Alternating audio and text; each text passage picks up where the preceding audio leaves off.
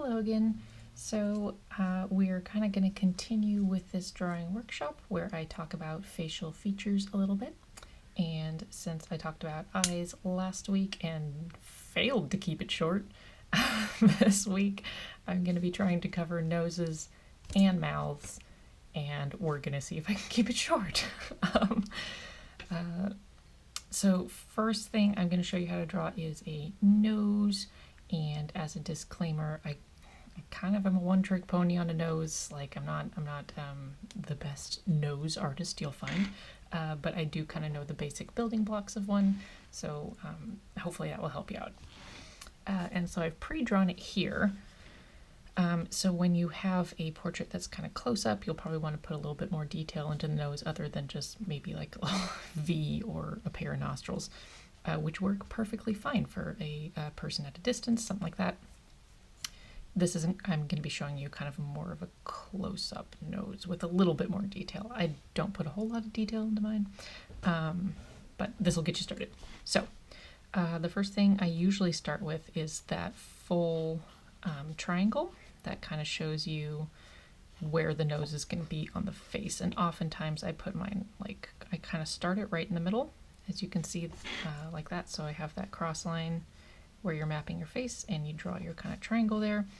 And this is the first place you're going to start to design sort of the shape of the nose. Since everyone's nose is different, you're going to have long skinny ones, you're going to have short broader ones. And right now, as you're putting your little triangle in, you don't have to worry too much about whether or not the person has a prominent or shallow bridge of their nose, because you can erase all of these guidelines later as long as you keep them light. So I map out my little triangle first thing, and then at the very bottom peak I put the ball of the nose. You put kind of a circle there or an oval there, depending on the shape of the nose you're going for. And from there you can build, like, by putting these little wings off, which are obviously going to be your nostrils.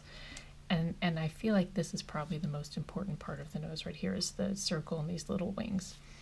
When you're actually drawing your nose, the tip of the nose is not going to be at the bottom of this circle. Since it's a 3D shape and you want a little bit of dimension underneath, the tip of the nose is actually going to be a little bit removed from the bottom. So you can see on this one, I drew that circle, right? But then I have a small guideline here that helps me put my shadow in. And if you're going to shade anything on the face, I feel like the nose is probably one of the most important things to shade on the face, because it's very subtle. There's no hard lines really that define the bridge or anything like that. So it can be drawn with very few lines, but to really define it and show the shape of the nose, you might want to add that shadow underneath. So that is kind of where you start to put your shadow. Over here on these little wings here are your nostrils. And depending on the shape of the nose, you'll either see the full nostril. Let me kind of erase some of this here. So as I'm working on my nose, I kind of erase the guidelines. So you'll either see a shape like that. Maybe if the person's head is tilted down, you'll see it more, or if their nose actually has a downward tilt to it. Some people's noses, go up on the end like that, and some people's noses are more straight, and some actually kind of tilt down a little bit. So depending on the shape of the nose you're drawing, this shape will change. So if you have a nose that's a little bit more tilted down, or if the face is tilted down, you can go ahead and draw the full nostrils, and it'll kind of turn into this V with little wings there. And then you can just shade the tip of the nose.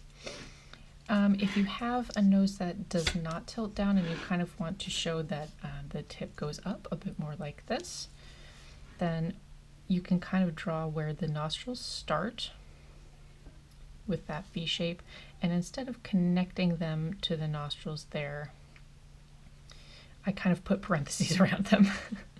And that can show the nostrils there.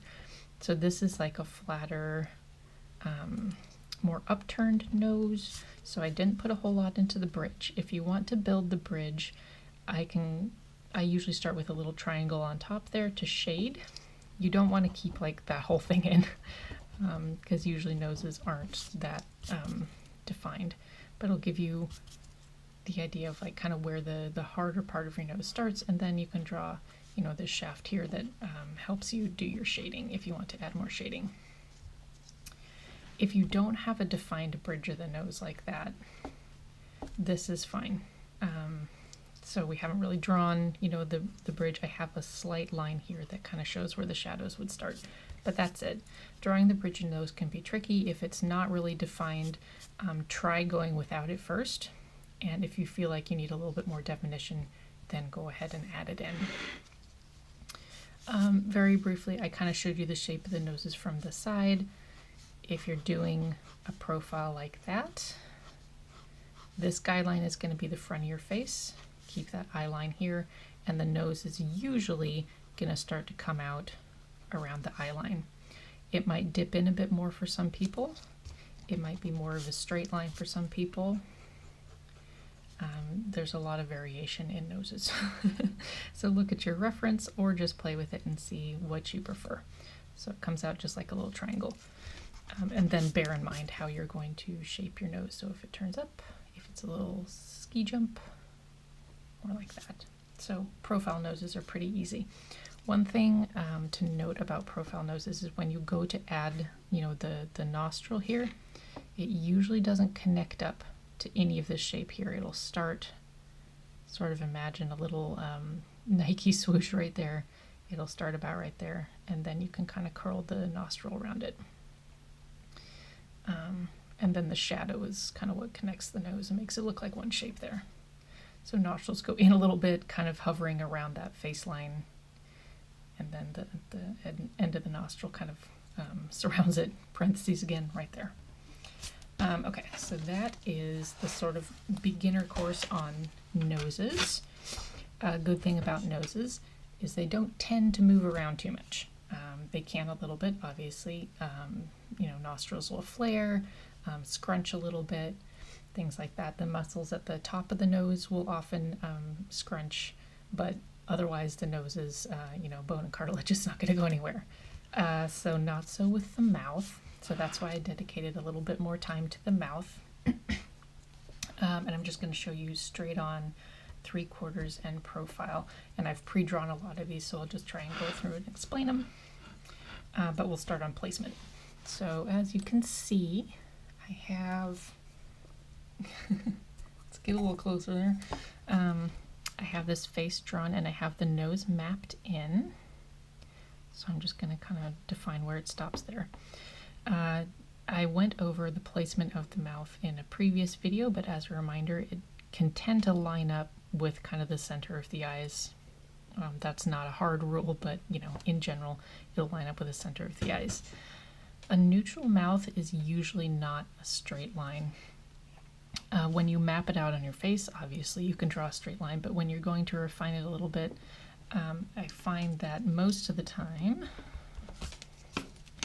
it'll have a slight downward curve, and then maybe the corners will tick up a little bit, kind of depending on whether the person has a natural frown or a natural smile. And it's usually very, very slight. So if you finish the face and all that, it'll look pretty neutral. And then just finding the bottom lip right there. I'll go more into how to draw lips in general over here on my larger mouths. So that's a neutral one, pretty easy. Depending on the shape, it'll be a relatively smooth line. Some people do have a more pronounced Cupid's bow right here. That will change the shape of their mouth. Okay, so when you're drawing lips on a pretty neutral mouth, a good thing I find to start with is the little pile of rocks.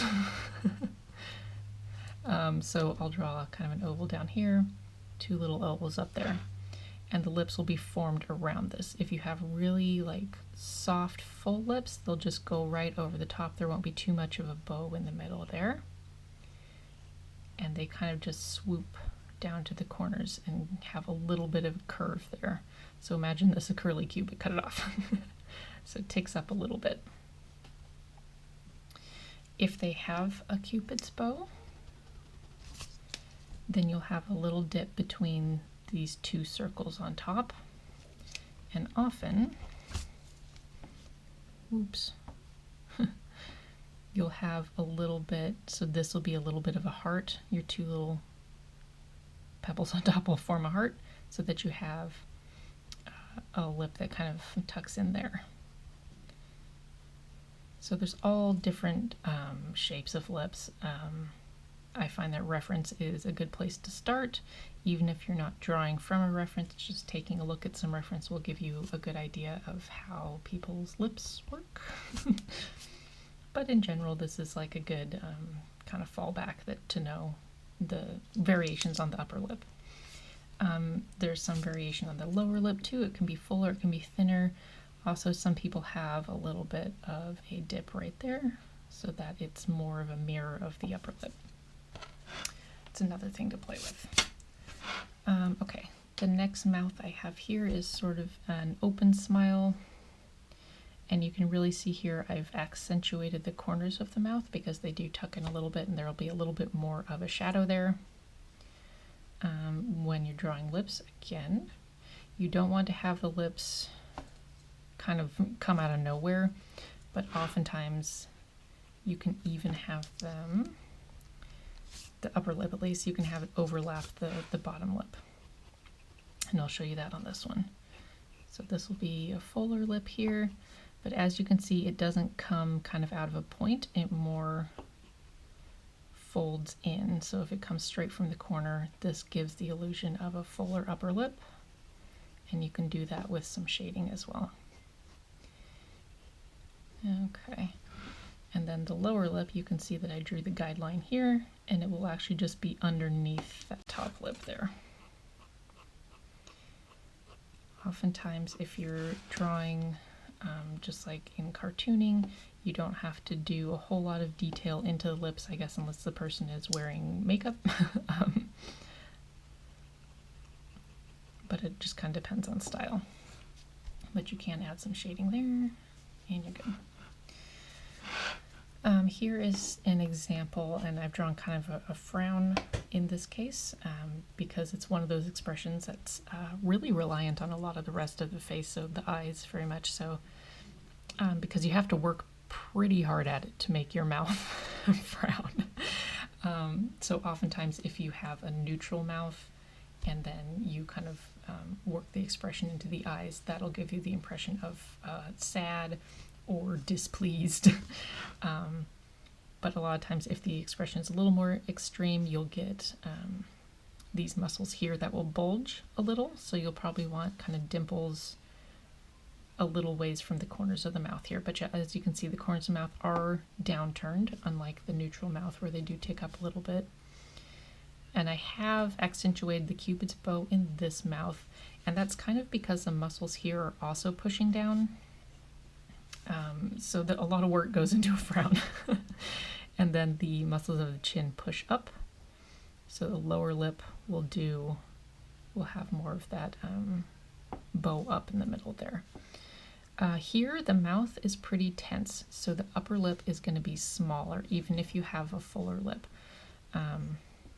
because it's stretched. So it's stretched thin, and you're probably not going to see as much of it because it's a little flatter. And sometimes when you're drawing an upper lip, since it is tilted inwards a little more, it'll have more shadow than the lower lip. So you can just kind of draw this here, and this gives the impression of a much harsher expression, like that. On the end here, I drew a little snarl.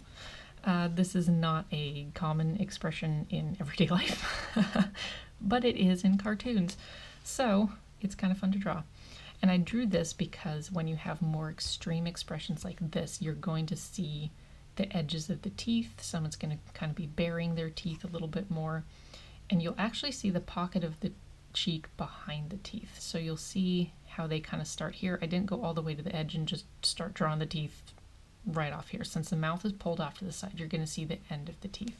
Not on this side so much because it's pulled in this direction. You'll see I did that little dimple again because the muscle's going down. And I also have a slight hook, I know it's kind of hard to see there, at the top. And this one is important because when it joins up with the nose, we'll just draw a simple nose up here, you're also going to have a wrinkle there. So you have kind of this shape that you don't have to draw the complete line here, but it's sort of a continuation off the nostril. You'll get a little bit of a wrinkle there, and then this wrinkle down here, and they're generally along the same line. Again, the lower lip is going to be a little bit more tense, and the upper lip's really going to be stretched. So even with a person with fuller lips, this will be a little stretched out. And again, you can shade it just to show the tension in the expression. I also did a little bit of the corner down here because the whole mouth is going to be tense here. It's a very, very intense expression. So everything is going to be really tight and thin. As for teeth, I didn't go ahead and draw every tooth, and I did sort of a cartoony little canine, though with a lot of people, canines are a little bit sharper and they are a little bit more defined in, you'll see a little bit more shadow just because they interlock a little bit more with the other teeth. So, thing to note. But I didn't draw all the lines of all the teeth because I don't really have to, and sometimes it can just look distracting. So, in a drawing like this, I would keep the teeth pretty subtle there. And then I just did a little bit of shading on this side since the mouth is kind of pulled over there. All right, so those are head-on expressions, which you'll see there. And now moving on to 3/4 view. I kind of failed to keep this short, I'm sorry. With 3/4 view, it can be very tricky, but just keep your center line in mind, especially when you're building lips. So the center line is not going to be in the middle of the shape of your mouth since a lot of the mouth is hidden. So just remember, you know, when you're building lips, put those pebbles where they're supposed to be, and you should be good. So you're not usually going to see the other corner of the mouth on a 3/4 view. So when I'm drawing lips here, they're actually just going to go straight down and meet that center line. So I don't have any corner showing there, and that's okay. Sometimes in like you'll see in photographs, you can see the corner mouth. It's a little bit complicated, so often if you don't have to, I wouldn't try to include it in a drawing. It'll just kind of muddy it up. With the lower lip, you'll kind of start to see how it protrudes here, so you know, I'll kind of give it a little bit of body there. And then it'll go up to meet the corner. And then you can kind of keep that center line. Sometimes there'll be a divot in the lower lip there, or you'll have the upper lip with more of that peak that overlaps. And you can include that just to kind of remind yourself of that center line. Same thing here with the smile. Go ahead and just make sure it's sort of lined up on that center line of the face. And you'll see here, I've drawn the teeth because the teeth are showing a little bit in this one. And in this picture, the lips are sort of stretched around. So again, you're not going to see the corner of the mouth, but you'll see kind of the inside of the mouth here. So that's a little bit in shadow, but you can really just kind of see one line, one kind of bow right there where the lips form around the teeth. So this little V that shows the corner of the teeth is pretty important. Again, I'll draw like a little inclusion of teeth there and put some shadow in, and you have sort of a natural looking open smile. More of a smirk, really. Again, on the frown, exact same thing. Remember that your lips are not going to fall into the corner on this side. They're kind of just going to meet that center line there and disappear. And with a frown, often the lower lip will be pushed out a little bit just because the chin is pushing up. So it can come out a little more, and you do that bow like that. And again, shading that upper lip will give you an impression of the tension there. Same thing with that snarl. Just kind of remember where the lips go, and remember to make the lips not too thick because they're stretched out. So they'll be thinner than the person's naturally relaxed mouth would be. And again, I'm doing the same trick that I did with the smile over there. You'll see the outline of the teeth, you'll see the inside of the mouth there where the lips kind of join up, and you'll see the bulge of the bottom lip. things obviously change in profile because you only see half the mouth. So remember that you're only going to see half the width. So even this is a little bit extreme. So you're only going to see like half of the mouth. So it's going to be pretty, you know, it's going to seem pretty short to you because it's not even, it's going to line up with this eye over here, kind of the front of the eye, you'll see. And one of the things to remember is that the lips will usually protrude a little bit underneath the nose. So you're going to have the nose, and then you're going to go into that upper lip. And oftentimes the upper lip will be sort of this angle here and meet with the lower lip, which is a little bit more curved. So that's what I've done here. And make sure you're not crowding your chin a little bit. I find it's easier to erase and redraw the jaw to, you know, work with the expression than it is to try to draw the jaw first and then squeeze the expression onto it. So again, you'll kind of see the upper lip meet the lower lip at this angle, and that's where your mouth meets and comes out. If you're showing teeth at all, like in the smile or in the snarl, they're going to start a little bit back to accommodate for the thickness of the lip. So you have the lip here, then you start back and just a millimeter, and you're going to start those teeth. There you go. Same on the bottom. And the corner will appear to go up a bit more in profile just because of the angle that you're looking at. You'll kind of see it tilted. With the frown, same deal. It comes right where the lips meet and then sort of plateaus and then hooks down because the muscles are really at work here instead of in the middle there. So the corners of your mouth are much more flexible than the center. And don't forget to draw a little dimple there where it impacts the skin. Same thing here. And with a snarl as well, don't go too far out because again, it's very tense and it's actually going to be shorter, closer to the nose instead of like way out here. They do have the lips pulled down here, so I've shown a little bit of the bottom, the gum of the bottom teeth because this is a very extreme snarl. So when you snarl and the corner of your mouth goes down, you'll see both, you know, the shadow of the teeth here, and then you'll see a little bit of the gum here. And again, the teeth are kind of in, so that the lips protrude a little bit, even though you'll see, let's draw that there, that upper lip, if I kind of outline it, is really pulled tight. So it's not as thick as like the smile over here. You'll see it's very relaxed. This one, it's pulled back where it kind of goes into the nose. So it'll actually kind of pull down on the nose a little bit. There you go. And then when you're drawing the nostril, you just want to remember the tension in the expression there. So those are some expressions and kind of how to place them on the face along with the nose. So I hope this has helped. I hope, you know, kind of gets you thinking. At least there is a lot more expressions than this, and there's so many ways to draw them. And often from a distance, you really don't have to worry too much about putting a lot of detail into these things. You know, as you can see here, just kind of a simple little V will be a good little smile. And I put most of my contrast on the corners of the mouth just to show that, you know, they're darker. That's where the skin is closer together and overlapping. So that's kind of a good trick to use from a distance. And as you do close-up portraits, anything like that, these will be a little bit more helpful, just in adding shading and texture and how to show teeth a little bit. So I hope you had fun. I kind of did. This was a good exercise. So yeah, that is expressions, and hopefully we will move on to more kind of cartooning and more cohesive expressions next week. So hope you liked the video.